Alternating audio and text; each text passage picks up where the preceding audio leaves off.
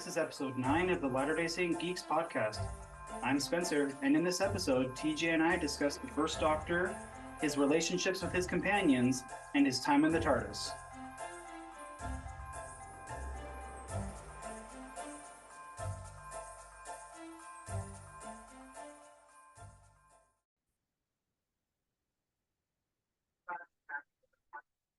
Welcome back to the Latter-day Saint Geeks podcast. I'm Spencer, and I'm joined again with TJ for our third installment of the First Doctor stories while we finish up watching the Second Doctor. That is correct. I've only got 2 stories to go. We both do. We're actually, since our last Doctor Who recording, we're on the same story now. So I don't remember where we were at last time. I think you were on Web of Fear or somewhere in that realm, and I was somewhere before that, but I caught up to you. And Yes, you have. And I'm on the Seeds of Death. No. Nope, I finished Seeds of Oh, Death. you finished? Okay, you are ahead of me again. I'm ahead of you again. Well, that's rude. Yes, it is. I worked really hard at getting there. And I still haven't finished Seeds of Death. I was working hard to catch up to me, but the Space Pirates is one of those episodes where there is no footage. So, well, I don't know if there's no footage, but there's only one episode that still exists, and then it is otherwise you got to listen to it on audio. So well, that explains why I couldn't find it, or why I forgot about it, because I thought it was the next one on BritBox's War Games. War Games, yep. So I will be listening to that one. It's the final one that you have to listen to. Yeah, because everything Third Doctor onward is still available. Still available to watch. But yeah, I'm excited to be only watching now instead of just listening. Although I do appreciate Fraser Hines, who played Jamie. Oh, he does most of the narration. Oh, I believe he narrated everything after Ben and Polly. That makes sense because he's easily the most prominent of the Second Doctor cast that's still alive. Mm-hmm. So, and I mean, this is the only the Space Pirates is the only one missing from Wendy Padbury's time as Zoe. I don't know. I don't have too much high expectations for it, but that's not really what we're here to talk about. We're not here to talk about the Second Doctor. Although we'll be discussing him sooner than I expeced. At least sooner after this episode than expected. So yeah, things are cruising along. Yep. But yeah, we're currently finishing up the Second Doctor. We're finishing our review of the First Doctor. But before we get into the First Doctor in review, we'll go over our recommendations for the episode. So this last week, I started over the Animorphs series. Last time I started listening to the audiobooks, I started with Release Order, which is the logical way to go about these things. But there are some spin-off books for anyone that's been into that series before. And now I'm deciding I'm going to go chronologically because why not? Wibbly wobbly. Chronologically, non-chronologically, I mean, when you have the options, it's always nice. I've never read the Animorphs. I was a teenager when they came out. I was in high school, so I was always too cool for something like that back then. But they definitely looked interesting. Well, and especially reading them as an adult, oh my gosh, they're dark. They are not that. Why were these written for kids? Why were these? I do think I wonder that sometimes. I mean, I'm like, that's kind of dark for a little kid. In 1996, when it was released, I don't know what was being paid attention to then, but I do remember reading certain books that I'm like, that's not for kids. Yeah, I don't think that should have been. As a kid, how much did I actually read any of the books start to finish? I don't know, but I definitely didn't take in just how dark it was. Right. So, And sometimes it's more difficult to recognize um when you are younger. You don't always catch everything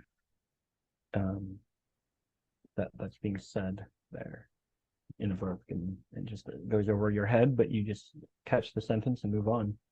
Yep. Well, hopefully on a lighter note, let's go with your recommendation. I don't know. My recommendation is about Murder and Death, actually. It's a TV show So we got called Alien, Parasites, and then Murder and Death. Yes. Okay. Well, I'm recommending the show Shakespeare and Hathaway. It is a BBC well, I don't remember what channel specifically in UK it was originally on, but it is available to watch on BritBox.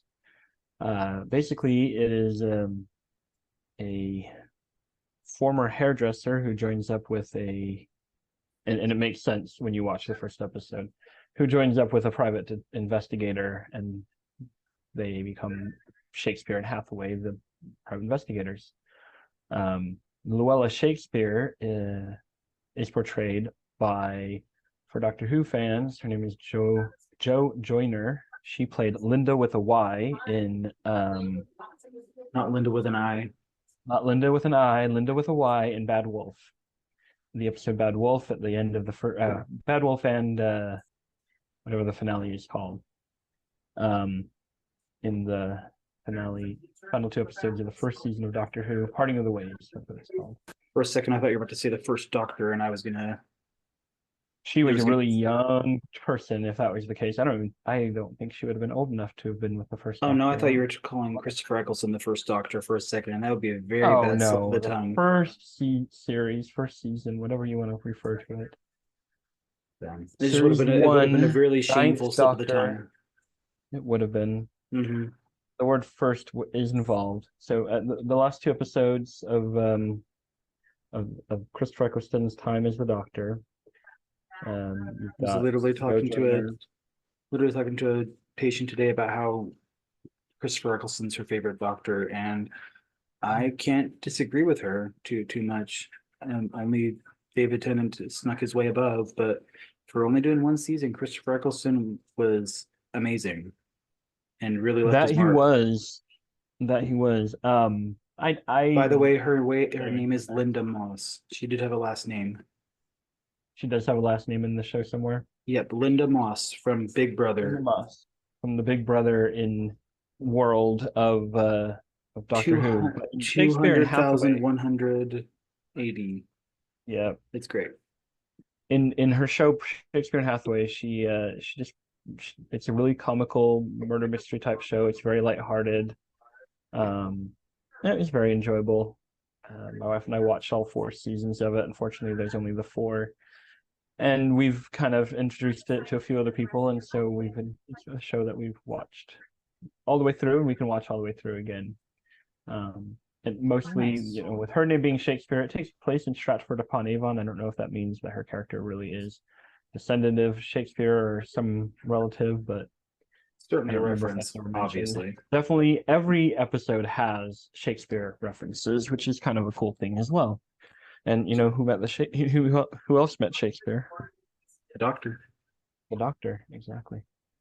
Okay, but that's enough of transitioning away from parasitic aliens and murder mysteries to grumpy old grandpas. There's plenty of mysteries to be found there. Oh, yes. And there's only one grumpy old grandpa we'll be talking about tonight. Yep. I remember, in regards to the first Doctor, I remember back in college when, before you and I had even met, me and my roommate were getting into Doctor Who. I had gotten him the first Doctor stories for Christmas that year, I think. So we were watching it, and I just remember him making the comment of, like, imagine like this Doctor, like this grumpy old man, turned into Matt Smith, and or something to that effect. And I responded to him with, well, yeah, 50 years of character development will do that to you. Which I thought was really clever at the time. Saying, I'm the clever one, you're the potato one, and all that. You're calling me a potato. No, but there's a that's a I know it's the no, reference. no, there's an inside joke with me and our friend David, but Mhm. he was I'm born in not the potato Idaho. one. He was born in Idaho, so he's the potato one. That's Got the it. gist of the joke. Um, That's the anyway, potato one. so I wanted to kind of talk about though that just the first Doctor from between kidnapping Ian and Barbara to Ooh, let's wearing start out. there. You want to start with that one? Kidnapping. Let's start with kidnapping Ian and Barbara, because I think everything else that we can talk about with the first Doctor is less grim sounding. I mean, even like I remember when I this as I was watching through it this time, quote unquote, this when I started watching the first Doctor in this series of watching it, um, in this watch through. That's what I'm going for there. Um, I mean, I recognized that the first time I watched it that he had pretty much kidnapped Ian and Barbara, but I Yeah. didn't really recognize so much because I wasn't able to watch it in order the first time I was really watching stuff, and I still haven't watched all the way through everything, which is why I'm doing from the beginning, That's why we're doing this. and we're doing this. But when the first story ends, you move on into the Daleks, and it's the next moment in time, and everything is just the next moment after whatever would Mhm. happen, and it's just fascinating because I sit there and when it got to the third story, I can't remember what that's called now off the top of my head. This My is the one my where they're stuck memory in the is TARDIS for gone. 2 episodes, I think. Yeah, for 2 episodes, Stuck in the TARDIS. That's what it's called. Yeah. Um, The one where they were stuck in the TARDIS. the one where they're stuck in the Give it a TARDIS. friend's That sounds like like a Friends episode. exactly. The one where they're stuck in the TARDIS. That episode, or those 2 episodes, that really felt like um it almost made it feel like these poor people, Ian and Barbara, are now, because you go from that to the Aztecs, and at that point, right? That's the Aztecs is next, isn't it? I can't Or am remember. I missing? Or am I missing something in between? Shoot. Anyway, I start thinking, feeling like, um, man, is Stockholm syndrome setting in for these poor people? Like, just it's really sad. And then when they do finally depart from the TARDIS, um, I felt I felt like he was like trying to force them to stay, and that wasn't any better in my mind. Like, he was angry at them for wanting to go home, where he's the one that made them leave home to begin with. Um, Edge of Destruction. That's the story. And it was Marco Polo next, so I was wrong. So you've got Marco Polo and then the Keys of Marinus, which by the Keys of Marinus, I felt like, so I had it out of order, but I felt like at that point, they kind of have this like we've accepted we're traveling with a doctor concept, Yeah, I and mean, it because just every it just time that it's just a negative thing to me.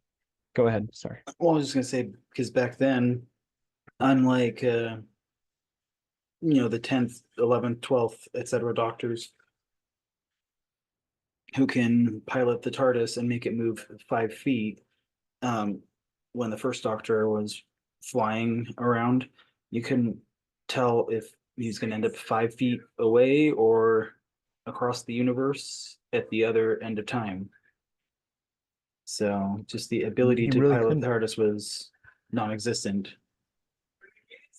And I mean, knowing that, um, knowing that he is unable to control this vehicle with which they are traveling, leaving poor Ian and Barbara to not know when they'll arrive home again. Or if, Um, I mean, when you, or if, because they kept finding enemies like the Daleks that wanted to yeah, kill them. You never know if you're going to make multiple it back to times. England when you're constantly being chased by an evil plunger. Yeah, well, thankfully he can pilot the TARDIS away from the evil plungers. Yeah. But I mean, and that was one of the other things, like when he did and didn't have the ability to pilot the TARDIS. Like that wouldn't, from a story aspect, that always bothered me. Um, because it's like, can he or can he not move this thing wherever he wants to move it? Um, and the one that I go with that is the oh shoot, I cannot remember. See, brain not work. Um, the the the first time a companion dies, the Dalek 12-part episode. No, the Dalek Master Plan. Yes, thank you. The Dalek's Master Plan. That felt like he's constantly running from the Daleks and okay, kind of going where he wants to go. Like it just didn't make as much sense to me. So, but I mean, even so, like the later doctors always ended up where they needed to be. Might be 100 years away from where they wanted to be, but had more control over the TARDIS, but still. Yeah, that inability is still there. I mean, the Ninth Doctor gets Rose back home, and it's not 12 hours; it's 12 months. Yeah. But I mean, the Every first doctor's had that. Doctor's It's just yeah. whatever the story, whatever is best for the story. Mm-hmm. And that's the convenience of it is, oh, the Doctor can, but you, when you look at it, the TARDIS has a mind of its own, somewhat, and with plenty of future stories beyond the first Doctor, you get the idea of the TARDIS takes the Doctor wherever the Doctor needs to go. I mean, she literally said that at one point. So Yeah, she does. Idris says that. yep. Um. So, but I don't know. I don't really love that inability and ability, and um, with the way the Doctor is about the TARDIS with all of his companions, it's like, no, don't touch it. But it's not like he knows what he's doing any better. I mean, the 11th Doctor throws the book about the TARDIS into a burning sun or supernova or whatever. something. Supernova, yeah. But it's just funny how he can't pilot the dumb thing. I mean, it's not dumb, but the wonderful contraption that is known as the TARDIS. So speaking about his not unwillingness to allow other people to pilot, his relationship, I think, with, if you wouldn't mind, we can go to let's go with the relationship with Ian, Stephen, and Ben. Yeah, they were all kind of parallel but different relationships. I mean, Ian and Stephen, no, they didn't overlap. They were in the same They do. episode, but They overlap in the same episode. they never traveled together. No, they don't travel together. But they're always like the male friend, like the male buddy. Um, I heard a YouTuber call them like the action heroes to go along with the old man scientist kind of doctor. The And three of them were the action heroes. Yeah, that makes sense. Go ahead. I don't remember. oh, that's what I was gonna say. Is like so we got, but he interacts with each of them differently. Like Ian is like always constantly arguing with him, and Stephen was like his Jamie. The Yeah, I was second gonna Doctor say and Jamie. Stephen had this Jamie type relationship where But then Ben, he's Jamie back to always bossing him arguing with the around. doctor. Well, I think, and he would argue with the doctor, and the doctor would boss him around, and maybe that's just because Ben was so short. I don't know. Ben And always seemed short to me. even just his amount of time with the doctor, both the first doctor and the second doctor, was limited as well. I felt like even granted most of his stories are lost, so we had to kind of make do with audio and such. But still there's not a lot to go off of, even if you counted all that. So I don't know. As much as I liked Ben, he was somewhat forgettable when all is said and done, even though I liked him. Yeah, Ben is kind of forgotten, unfortunately. I mean, I think only one of his stories all the way through the War Machines, his introduction, his 10th planet, the final episode of that is not. But we're not here to talk about Ben right now. If you want to hear us talk about the companions, we'll talk about the companions later. Well, no, we talked about the companions in our last Doctor Who episode. So if you want to listen to us talk about the companions, check out episode 4. We talked about the first Doctor's companions, ranked them, well, rated them, not ranked. Rated them. And again, Yeah. out of these three, Ian, Steven, and Ben, I think his relationship of with Ian and Ben is challenged. Like But I he as really a like the person does not dynamic like being of challenged. Steven with the Doctor because like Steven I and the feel like Doctor, maybe it's because it's not Steven was challenged. from the future, but like Steven challenged the Doctor, but in a like intellectual, like trying to help each other grow kind of way. Not a Yeah, I'm smarter than you are, and like I'm so locked into my 20th century way of thinking. yeah. I mean, most of the companions, Steven and Susan, are the only two. I guess actually in Vicky. So Steven, Susan, and Vicky are not from quote unquote modern time. They were from future times.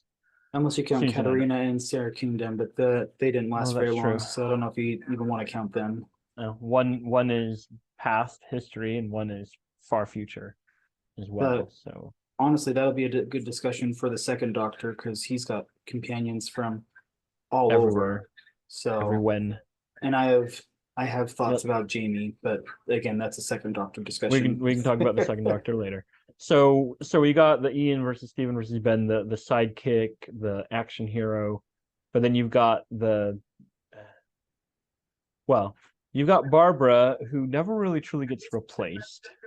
I mean, his Yeah, she treatment kind of of takes on the Barbara, like the motherly role and like still kind yeah, of the questioning that Ian does, but the Doctor still also kind of coddles her in a way like he does Susan. yep.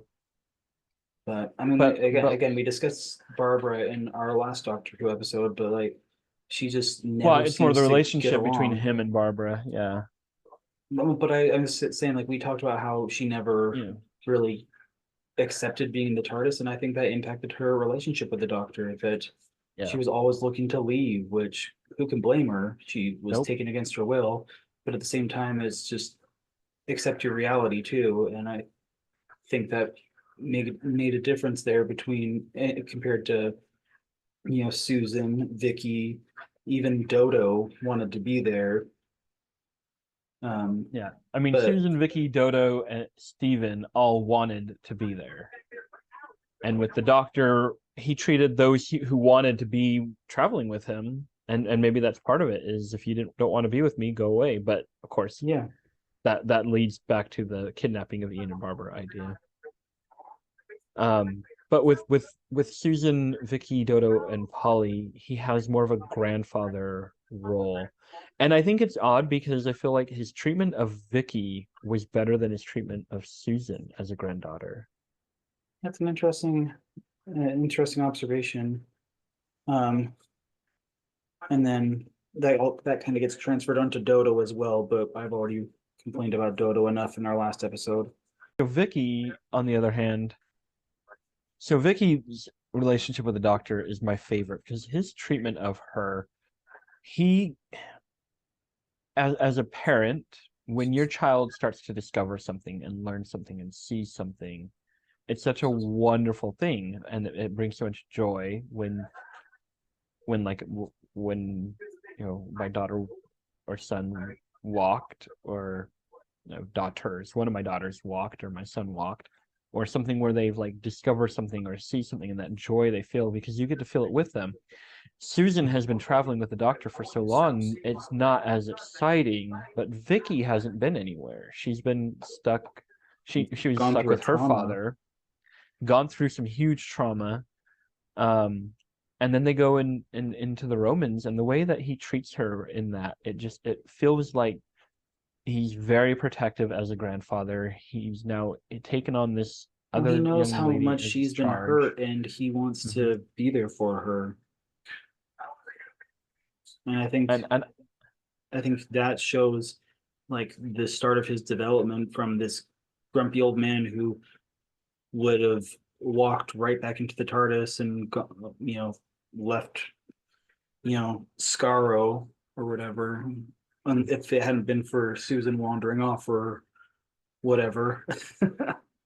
um, I think the relationships with especially ones like Vicky and Steven that he rescued them that it changed him and gave him a new purpose.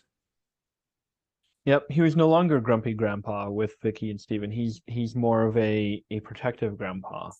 Yeah. Even well, I'll just say through Steven's time in the TARDIS, he's a very protective person with the people that are with him.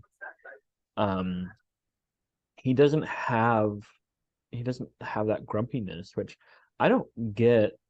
There's that idea of how did he become such a grumpy doctor personality? I mean, you're talking about the actor that played him being pretty old to begin with, but how does in the history of the Doctor, where does he fit? Where does the Doctor become the grumpy grandpa mentality? I mean, it's really interesting. It's like we don't. I wonder. And I mentioned this in our notes before recording that there's some sort of trauma, maybe what made him want to leave Gallifrey in the first place. Um, he told Rose in The Empty Child, I think it was. No, Yeah. he told he just go, yeah. he told the Doctor in The Empty Child that he was a grandfather, and he mentioned in, I think, the 10th Doctor told Donna, like there's multiple mentions of them having family and having kids and having Yep. what sounds like plural grandkids, not just Susan. What made him leave them on Gallifrey to, run away and run across the Well, universe, as he would later say? And right, and I don't know that I don't know that he left anybody. And I think that's the problem. oh, Is is that the trauma?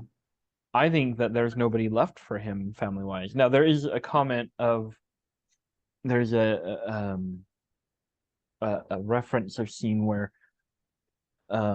somebody is one of the Time Lords that appear in the end of the 10th Doctor's time. The end of time. The end of You talk about the time. one that appears in the TV talking to Donna's grandpa. Yeah, something like that. How Yeah, that could be the Doctor's mother, which, given current changes yeah. doesn't make any Depending on sense. how But I'm you not gonna worry about interpret don't want to get off the, that sidetrack. depending on how you interpret the timeless child, that could be any number of. Tectean, I think, is the name of the scientist who was Yeah. supposedly found her, or I don't know. Like it's, but also, I mean, part of it's just the mystery of this too. That like it makes it almost makes the trauma more traumatic. The fact that we don't Yeah. know, the mystery of it makes it that much crazier and that much more awful. Um, like I know there have been comments about Russell T Davies didn't retcon the Timeless Child in the 60th anniversary stories, but he kind of hinted that it could have been part of the Toy Masters game or something. It was this. There articles have been written already about it, and it's not even been a month at this point that this anniversary stories came out. Um, but you never know. Like, well, we don't know Yeah. what happened in there. But we know there's lost memories. We know that the fugitive doctor that the 13th Doctor met. We don't exactly know where she places in the Doctor's timeline, but we know that she lost the memories. Yep. She loses the memories of that time as the fugitive Doctor. There And are I think theories that that she might be placed between the second and third Doctor, between being forced to regenerate and falling out of the TARDIS in the third right. Doctor era. But But we're also led to believe that she's before the first Doctor. So who knows what yeah, we have memories no she lost idea. before she became the first Doctor. And Well, before the first Doctor became the first Doctor. I mean, going mhm. back to the grumpy aspect. I mean, because that's kind of a side tangent there with the fugitive Doctor. The idea of Sorry, it's just a mystery. It just makes it that much more no, traumatic. And I'm it's just part of stuck on the that. no, I totally get it, but the idea of the fugitive Doctor, if the fugitive Doctor's memories are lost, then the first Doctor wouldn't have had them, and so that's not necessarily his reason for leaving Gallifrey. And We do see Yeah, him standing in but the I mean, TARDIS, and they say the body still holds on to the trauma. Could be a different body, but I think the concept yeah. still translates even after regeneration. But Well, I mean, we're not my thought therapists, so we process, can't really say. Yeah. right? My thought process with the Doctor is that something happened to the Doctor's family, and that's why he took Susan and ran. Like that's always been my theory that I've kind of I would, placed on the as Doctor. tragic as that would be, I would love to see that play out. We know that by the time of the Yeah, I ninth wouldn't mind. Doctor, it was his family was gone, but I've Yep. always assumed that was because of the Time War. But you have a point. It could have been long before the series began that the first Doctor lost his family and ran Yep. away with the only granddaughter that was left. Yep. That's kind of So, the theory that I've gone with. and just like the Um, Doctor's name, that will in my mind, I I'm hope it okay will with that always. keeping a I mystery. hope, yeah, I hope it will always be a mystery because it just adds to the Doctor's character. Yep, So, very much so. before we wrap up, just in our closing moments, I want to just note um, future appearances of the Doctor of the first Doctor after he regenerates, in case anyone wants to check those out.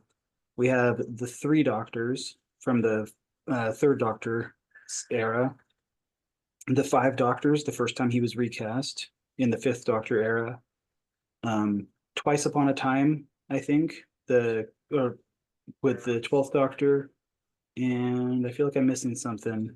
Power of the Doctor with the 13th Doctor Oh yeah, not regenerating physically appearing, but he was one of the ones to appear alongside the in the in regeneration the Doctor's process. mind.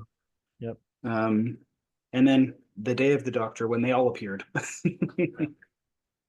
um, And technically, uh, name of the Doctor. The name of the Doctor. He appears oh yeah, I guess that's true. with Clara. All right, sign us off, TJ. Alien abductions are involuntary, but probings are scheduled.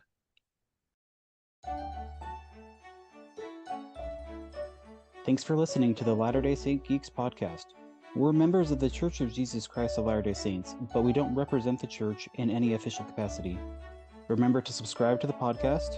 You can see our show notes and blog posts on latterdaysaintgeeks.com, and you can follow us on Facebook and Instagram at Latter-day Saint Geeks. Music was provided courtesy of David Schradel.